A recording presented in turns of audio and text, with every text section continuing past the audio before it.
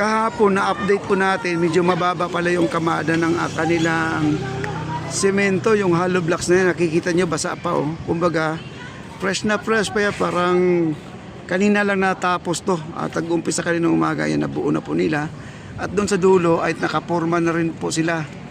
Ay no, yung hagdanan po yan. At nakita nyo yung baluster natin diyan sa may bakante. Yan po ay tatanggalin. Yan po ay magiging platform yung butas na yan. Ayan o. Kaya yun ang magiging daanan guys. Ito nandito.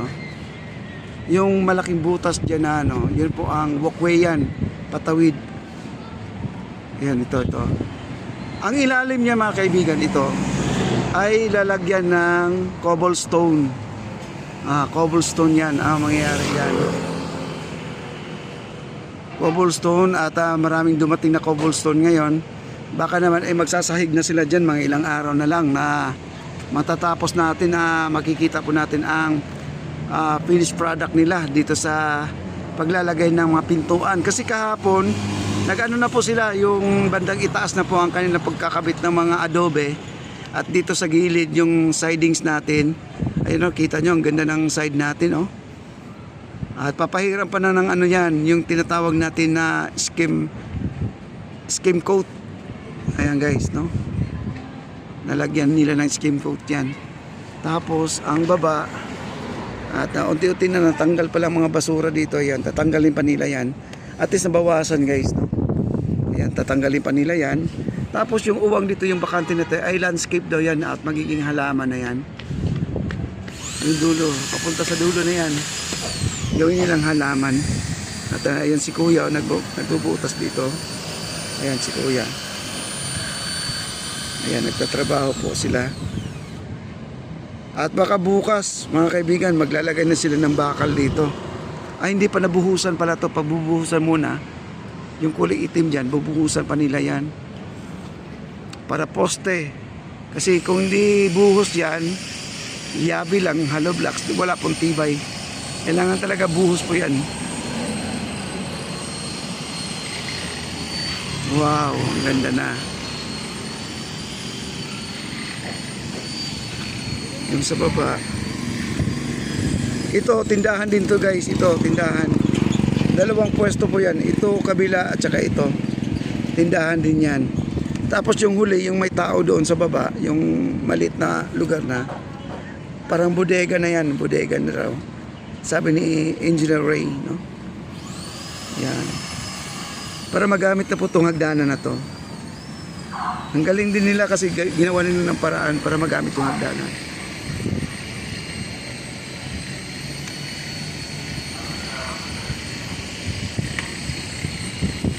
Ayan natin, punta tayo dito sa dulo.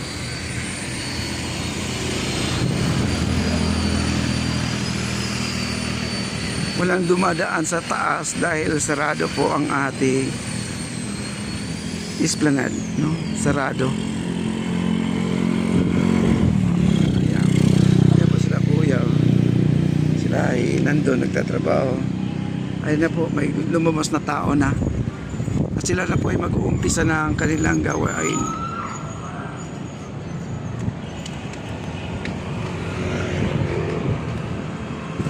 Nag-break time lang sila.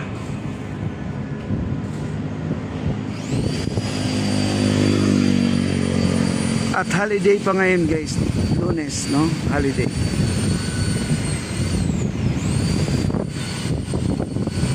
Ayan, may nagtatrabaho. Ayan.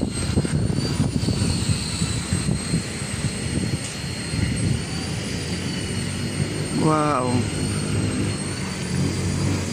Ayun, naghahalo ng simento sa loob guys. Ayun, naghahalo ng simento.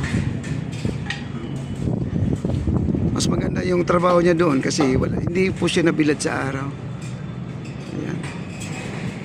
Ang ating mga sidings na yan, ito. Yun yung ginawa kahapon.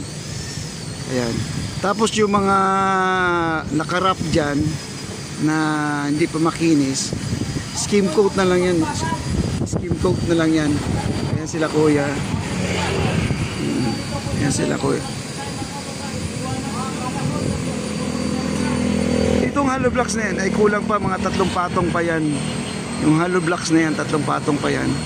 Kaya sa ngayon ay hindi pa nila matungan dahil kinapos sila ng simento. Ayan, naghahalo pa lang si kuya ng simento. Kaya hindi pa nila malagyan. Mamaya tatapusin na po nila yan. Para bukas pagbalik natin dito ay halos sarado na po ito. Wala na po tayong uwang dyan na makikita.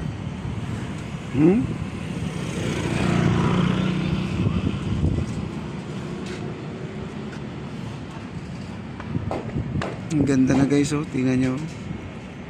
Ang ganda ng ating esplanade, oh. Wala pang ilaw yan, ganyan na. Napakaganda na. Wow. Ang ating tulay, ayan. Ayan yung tulay.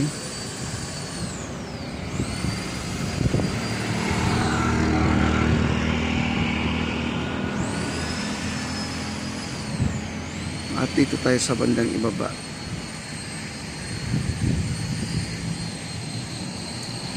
Ay, mag-i-start na rin sila. Maglalagay na po sila ng tinatawag natin na cobblestone, no? Maglalagay na rin sila ng cobblestone. At napapansin niyo dito guys, meron ditong malaking bakal. Ayun, oh, forma, oh. Dito. Abot yata dito. At magkakaroon pa rin. Ayun, oh, bakal. Oh. Poste po ito guys. Poste, ayan. Meron na rin itong bakal na pang forma. Ayan, oh. Ayan, oh. May forma na rin dito pala. Hanggang sa baba yan, nakasemento na po lahat yan. Kaya dugtong siya dito. Kaya matibay po ang ating hagdanan na to. Dahil mula doon sa ramp, patawid dito, hollow blocks lang, tapos may isa pang poste dito. Bali, parang Teresa rin ang parang balkon din ang labas niya. Balkon na may hagdanan. No? Ayan po, at balik na po tayo doon sa ating area. Ayan, dito na po tayo. Grabing init, no? Ayan, itong dingding na to, kung ano yung harap ng ating esplanade, yung pinaka-entrada, yung entrance, ganun na rin, para siyang bato. Ang itsura niya parang bato. Ayan. Grabe, ang ganda na pala talaga to mga kaibigan. Wow. Maraming salamat sa 42.